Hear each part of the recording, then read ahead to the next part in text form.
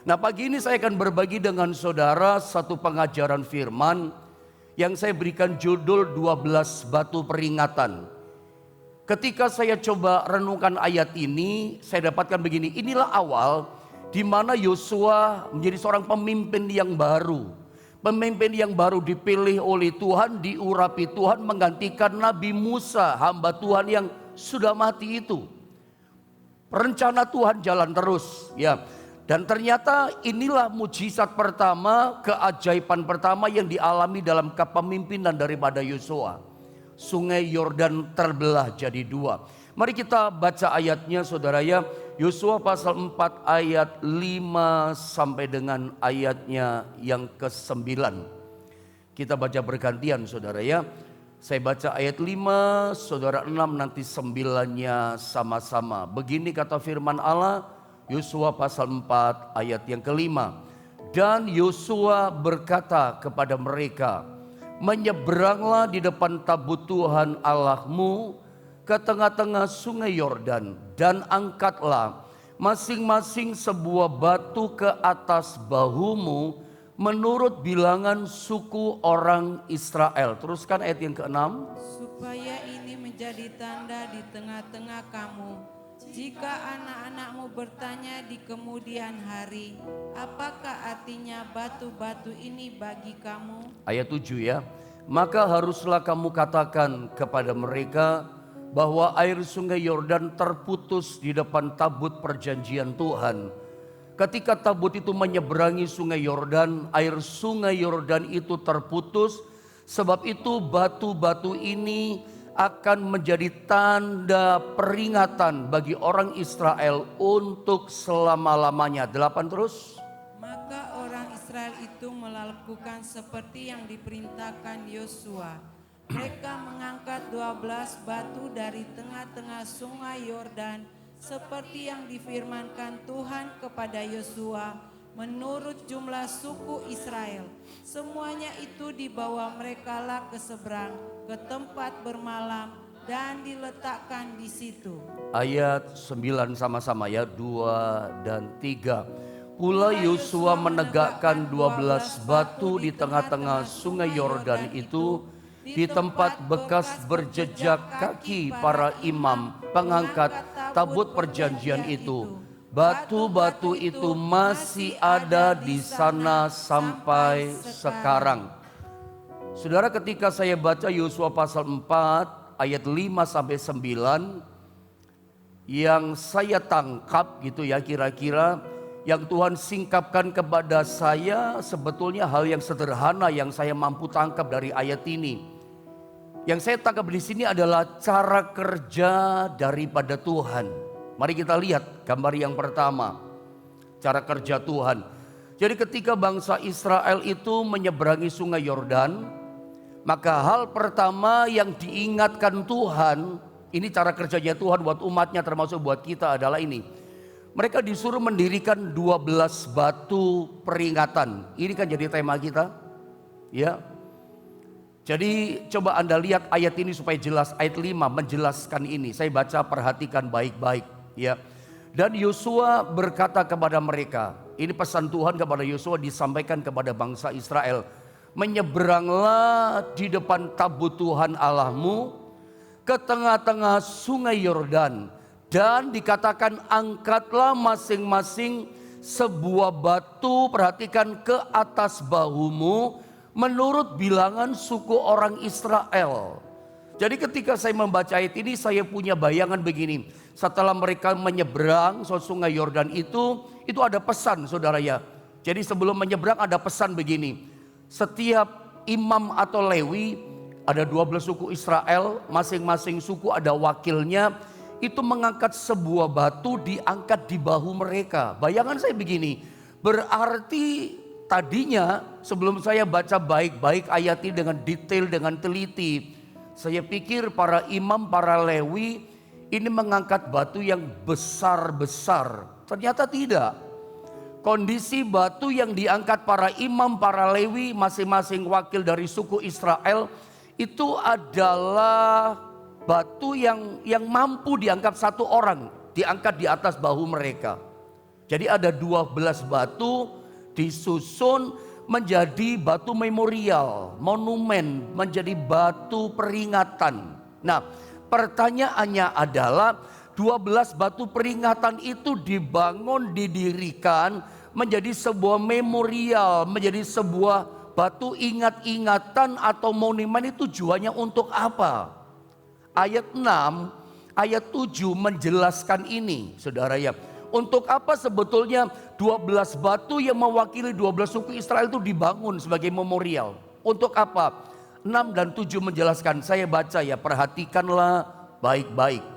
Supaya ini menjadi tanda, perhatikan, menjadi tanda di tengah-tengah kamu, jika anak-anakmu bertanya di kemudian hari, apakah artinya batu-batu ini bagi kami? Jadi Tuhan punya tujuan, batu memorial ini dibangun, 12 batu peringatan itu sebagai satu tanda di tengah-tengah umat Tuhan. Tanda. Setiap kita baca dalam Alkitab Perjanjian Lama, ada kalimat yang mengatakan tanda. Itu dalam bahasa Ibrani kata tanda disalin dengan kata mofait. Mofait itu artinya tanda. Itu kalau ditarik Perjanjian Baru bahasa kita ingat kata sign, bahasa Inggris sign wonder.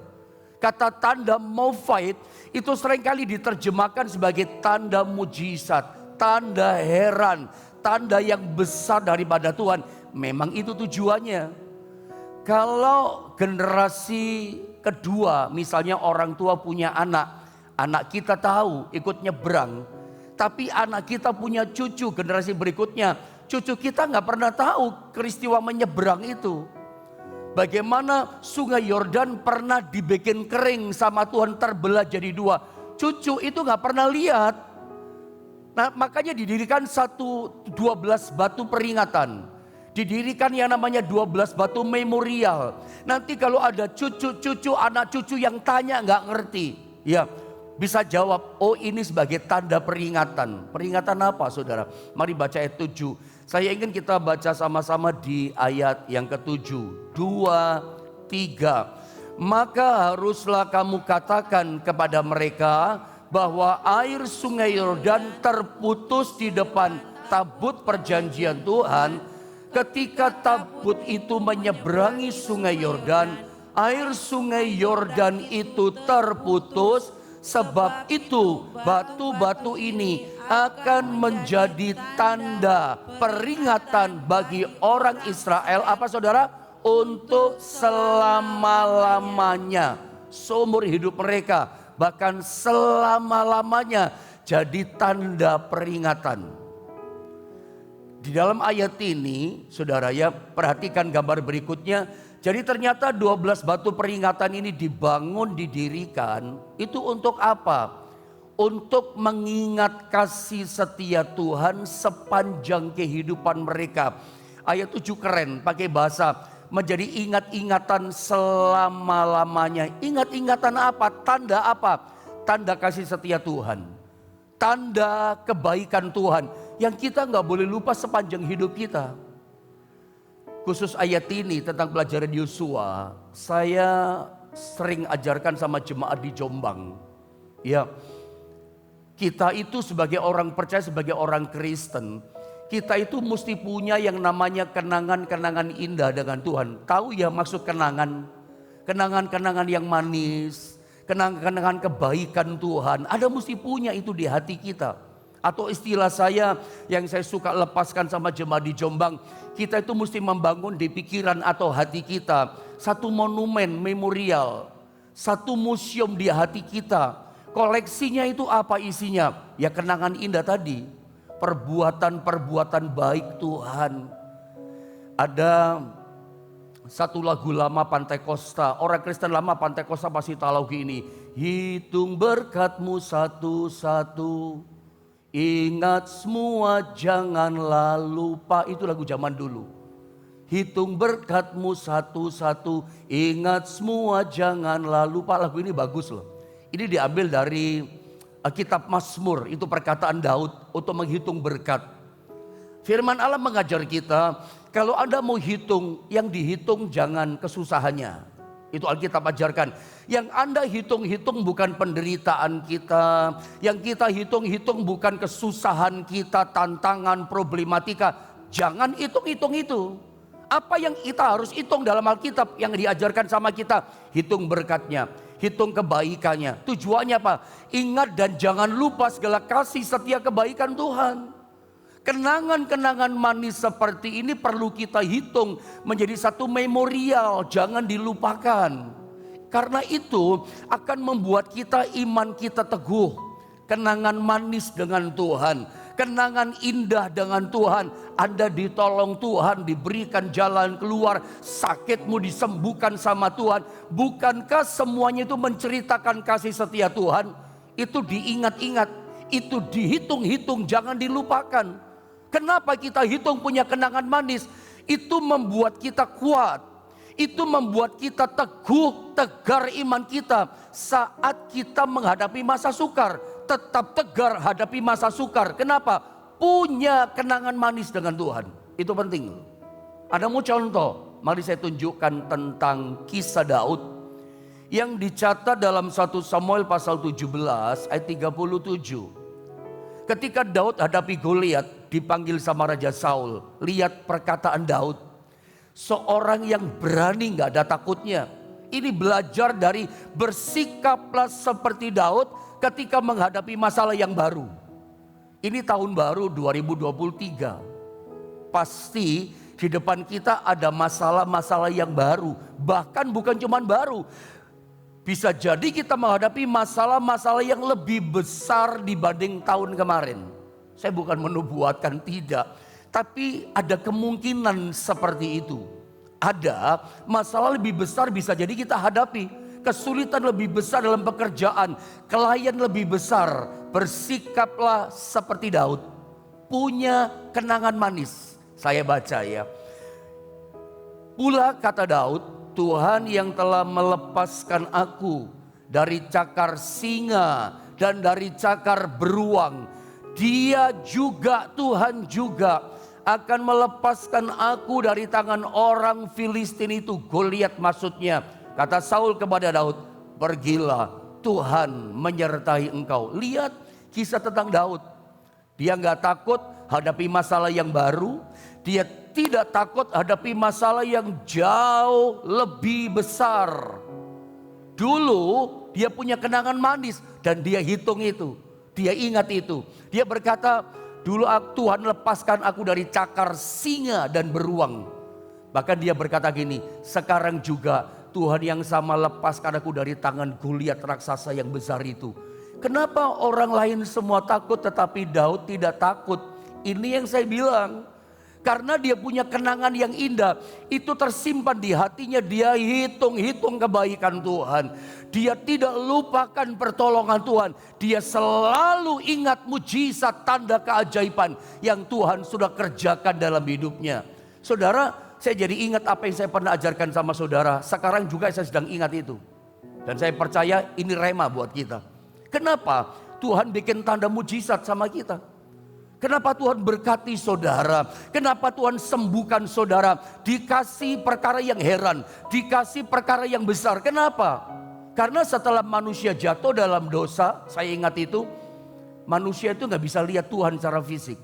Manusia tidak bisa berkomunikasi dengan Tuhan secara fisik. Makanya Tuhan bikin mujizat. Tuhan kasih berkat keajaiban sampai kita melongo, sampai kita nangis, sampai kita kagum. Aduh Tuhan kok luar biasa. Karena lewat mujizatnya itulah, mujizat tanda heran, sign wonder. Tanda yang besar itu, tanda mujizat itu. Itu cerita tentang Tuhan, itu bicara tentang Tuhan. Ada satu perbuatan yang besar dari Tuhan. Jadi kalau Anda tanya sama saya, pendeta mujizat itu apa? Pendeta keajaiban yang besar itu apa? Mujizat atau keajaiban atau berkat boleh juga. Itu adalah bercerita tentang perbuatan besar dari Tuhan. Mujizat itu bicara dari Tuhan atau tentang Tuhan. Kita gak bisa lihat Tuhan, tapi kita bisa lihat perbuatannya. Ini dari Tuhan. Kalau gak Tuhan gak bisa Pak Pendeta. Iya kan saudara, seperti kita melihat angin. Siapa di antara Anda yang bisa melihat angin? Anda pasti setuju dengan saya. Nggak ada seorang pun di antara kita bisa melihat angin. Tapi kita bisa berkata, Pak, itu ada angin besar, Pak. Dari mana Anda bisa lihat angin? Perbuatannya, daun terbang, pohon tercabut, atau apa yang Anda bisa lihat. Seperti itulah Tuhan kerjakan mujizat, supaya kita bisa lihat perbuatan dari Tuhan. Sama dengan memorial tadi dibangun. Sama dengan kisahnya Daud di hatinya, kenangan yang indah. Tuhan pernah lepaskan aku dari cakar singa dan beruang. Sekarang juga aku yakin Tuhan lepaskan aku dari tangan Goliat orang Filistin itu. Menghadapi masalah yang baru di tahun ini, menghadapi masalah bahkan yang jauh lebih besar, bersikaplah seperti Daud.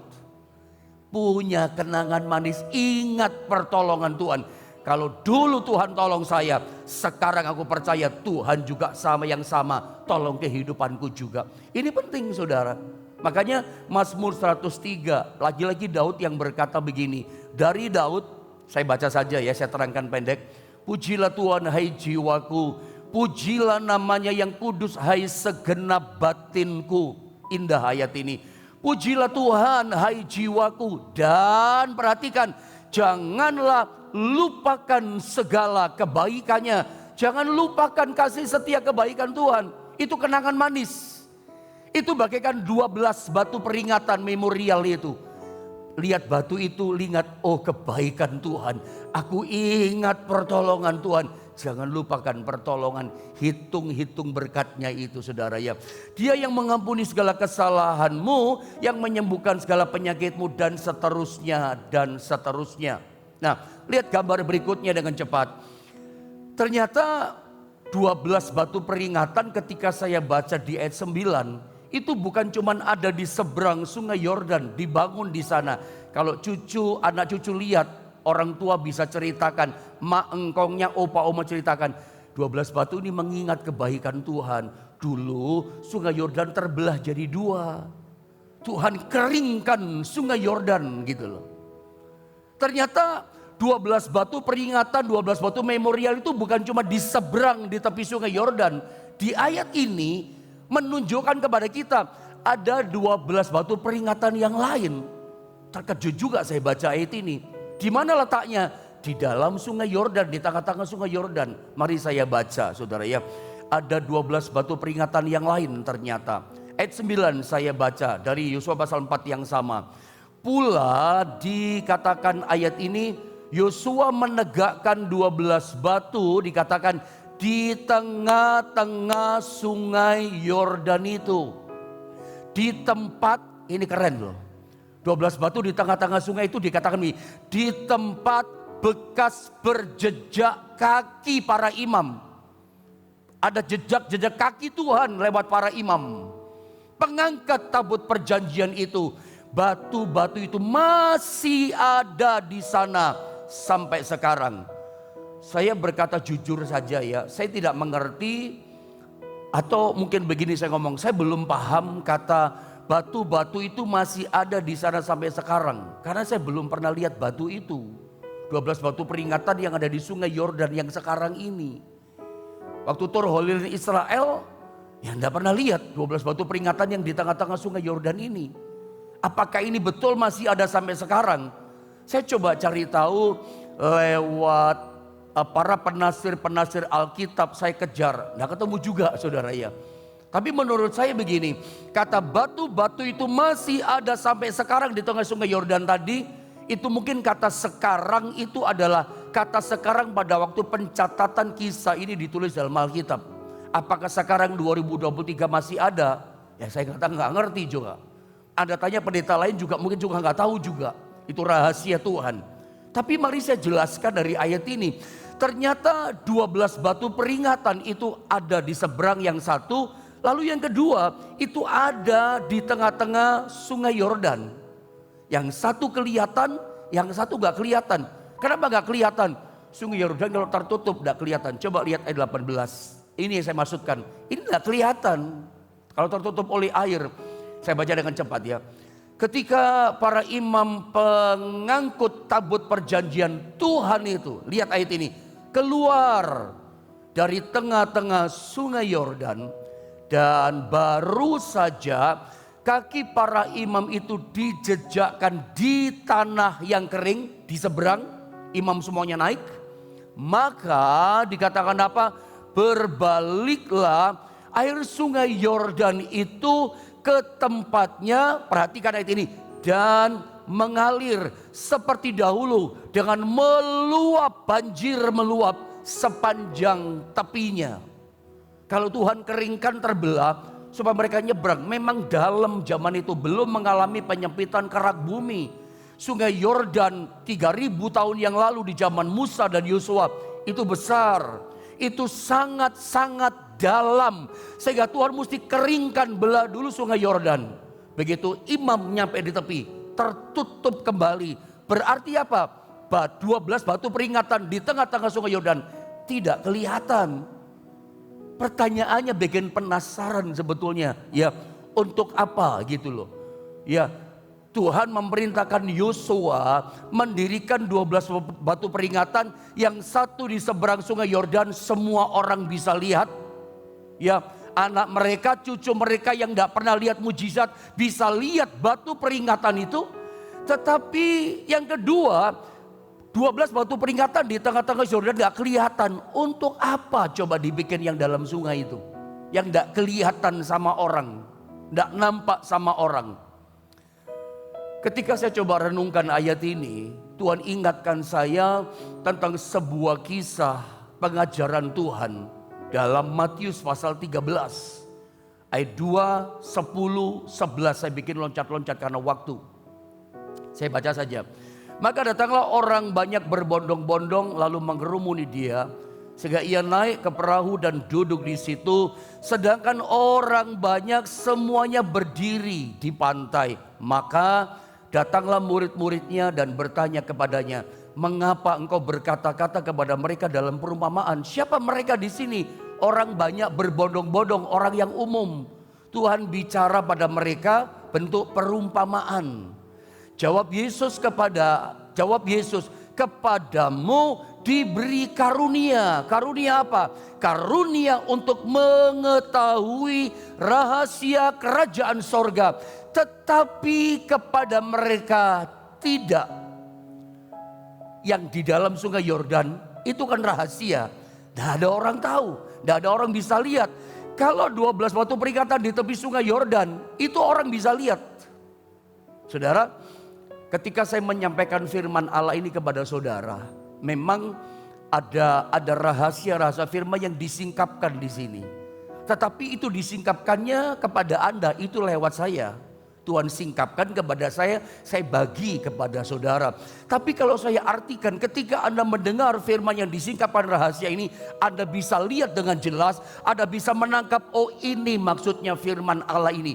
Ini bagaikan 12 batu peringatan memorial di tepi sungai Yordan. Anda bisa lihat. Tadinya nggak ngerti, tapi Anda bisa lihat. Ini firman disingkapkan lewat hamba Tuhan, lewat orang lain. Anda bisa lihat gitu. Tetapi batu peringatan yang di dalam sungai Yordan, kepada siapa disingkapkan? Coba Anda lihat gambar berikutnya. Kepada siapakah rahasia Tuhan akan disingkapkan? Yang di dalam sungai Yordan itu tertutup loh. Tidak kelihatan, tidak ada orang yang bisa lihat.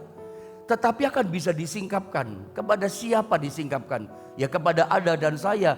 Kepada kita yang bagaimana? Saya baca saja.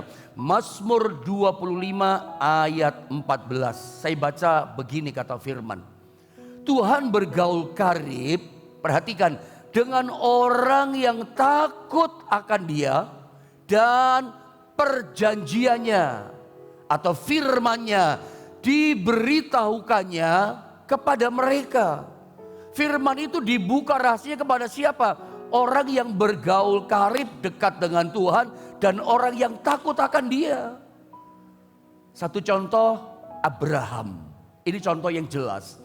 Satu kali ketika Sodom dan Gomora akan dihancurkan oleh Allah, ditunggang balikan dengan api dan belerang, diserbu sama Tuhan.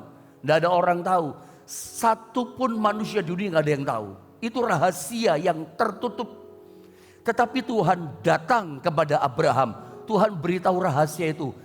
Karena Tuhan berkata ini, dia sahabatku, karib dengan aku. Masakan aku tidak beritahu rahasia ini kepada dia. Tuhan beritahu kepada Abraham, Abraham, aku mau hancurkan Sodom dan Gomora. Itu contoh pendeknya. Coba Anda cerna, coba Anda tangkap dengan roh saudara dengan baik. Di tahun 2023, tentu setiap bulan, setiap hari di tahun ini ada banyak peristiwa-peristiwa yang baru yang terjadi, yang berkaitan dengan hidup kita. Kita nggak ngerti apa-apa, kita nggak tahu apa-apa. Tapi bisa jadi Anda seperti Abraham. Karena engkau hidup takut akan Allah, engkau hidup bergaul karib dengan Tuhan. Yang rahasia yang Anda nggak tahu, bisa jadi Tuhan singkapkan kepada saudara. Termasuk penyingkapan rahasia firman secara pribadi. Tuhan datang kepada saudara, rema itu disingkapkan. Bisa jadi kayak begitu saudara. Memang ada beberapa macam cara untuk 12 batu peringatan itu bisa tahu rahasianya. Orang bisa lihat. Yang pertama adalah Tuhan yang datang sendiri dibelah jadi dua. Bisa seperti itu. Ya kan? Itu batu-batu itu kelihatan jelas. Tapi Tuhan yang menyingkapkannya. Seperti Tuhan datang kepada Abraham. Seperti Tuhan datang kepada saudara. Disingkapkan. Tapi ada cara kedua yang paling sederhana masuk logika.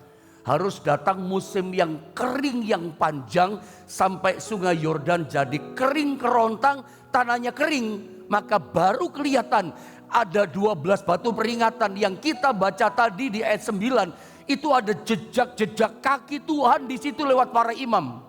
Ya, di mana jejak kaki Tuhan itu yang membelah sungai Yordan. Sehingga Mofaid, tanda sign wonder mujizat itu terjadi. Saya cuma kasih tahu sama saudara. Bagaimana ya kita bisa melihat jejak kaki Tuhan, kemuliaannya di situ. Bagaimana kita bisa melihat sign wonder, tanda perbuatan dari Tuhan. Bagaimana caranya? Harus mengalami namanya tanah yang kering dulu. Musim yang kering dulu. Maka Anda dan saya akan melihat jejak-jejak kakinya Tuhan. Anda melihat jejak kemuliaan Tuhan. Jejak mujizat Tuhan. Kapan? Saat musim kering. Tanah kering. Jadi kalau tahun ini Anda menghadapi namanya musim kering, tanah yang kering, itu kesempatan saya mau kasih tahu, Anda melihat jejak-jejak kaki Tuhan ada sama saudara. Itu kesempatan Anda melihat jejak-jejak kemuliaan mujizat terjadi sama saudara. Jangan takut musim kering. Mungkin tahun kemarin Anda berkata, waduh job saya luar biasa Pak. Atau mungkin tahun ini Anda mengalami gini, jobnya agak kering. Rezekinya kering Pak. Ekonominya di awal tahun kering Pak.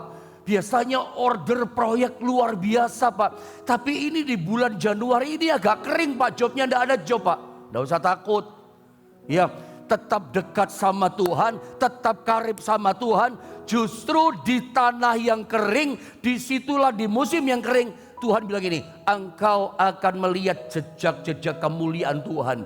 Engkau akan melihat perbuatan besar dari Tuhan. Tuhan akan menyatakan mujizatnya yang besar sama saudara.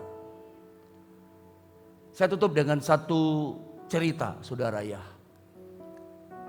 Berapa lama yang lalu ada seorang WhatsApp ke saya minta bantuan doa. Saya nggak usah cerita namanya, nggak perlu kan saudara ya. Dia cerita sama saya, dia ceritakan masalahnya. Dia kehilangan pekerjaan di PHK gitu kira-kira. Saya lupa dia kerja di mana begitu ya. Cerita yang lama tahun kemarin. Dan di saat dia kehilangan pekerjaan di PHK, dia itu 1 bulan kemudian dia mesti bayar kontrakan rumah.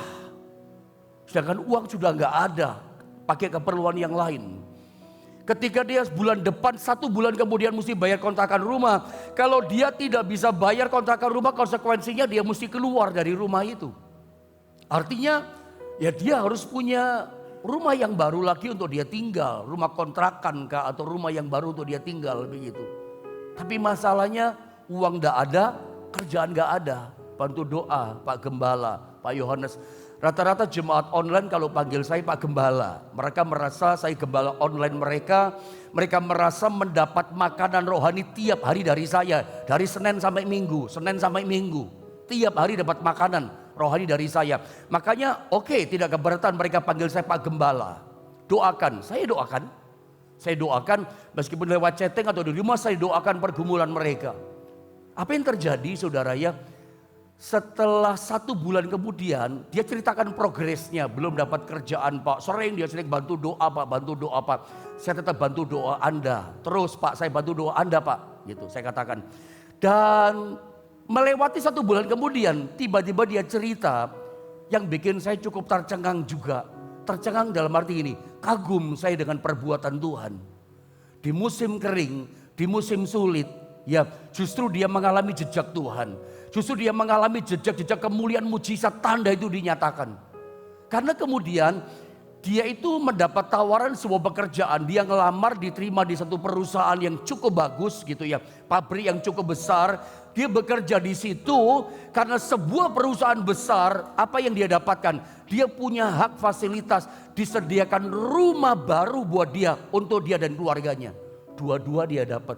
Itu bikin saya kagum loh saudara ya. Kontrakan habis, dia harus keluar. Tuhan sediakan rumah jadi haknya dia, fasilitas pekerjaan. Dan dikasih pekerjaan yang baru dengan gaji yang jauh lebih baik dari pekerjaan sebelumnya. Makanya hari ini, cerita ini saya ceritakan sama saudara. Saya cuma mau berkata begini, kapan kita melihat jejak-jejak kaki Tuhan? Jejak-jejak kemuliaan Tuhan yang besar. Tuhan memberi jalan keluar. Di musim kering, di tanah yang kering, di saat kita mengalami sesuatu yang tidak menyenangkan, yang kita tidak harapkan, disitulah saatnya Anda melihat rahasia di mana sorga ada di pihak saudara. Sorga bergerak untuk hidupmu, mencurahkan keajaibannya. Anda lihat jejak-jejak sorga ada dalam hidupmu. Saya percaya peristiwa seperti ini masih ada. Mujizat masih ada buat saudara. Justru di tanah yang kering, situasi yang kering, itulah saat yang terbaik. Itulah saat yang tepat Anda melihat jejak keajaiban Tuhan. Saya berdoa di awal tahun ini, jika ada di antara saudara mengalami situasi yang kering, jangan takut. Ada Tuhan. Percaya masih ada mujizat. Dia Tuhan yang jadi andalan dalam kehidupan setiap kita. Andalkan Tuhan, tetap bergaul karib dengan Tuhan, tetap hidup takut akan Tuhan. Jangan ngomel bersungut-sungut, tetap melangkah takut akan Tuhan. Engkau akan melihat langkah-langkah jejak keajaiban Tuhan dalam hidup saudara. Saya mau berdoa buat saudara pagi ini, biarlah keajaiban mujizat Tuhan, sign wonder yang besar itu terjadi atas saudara.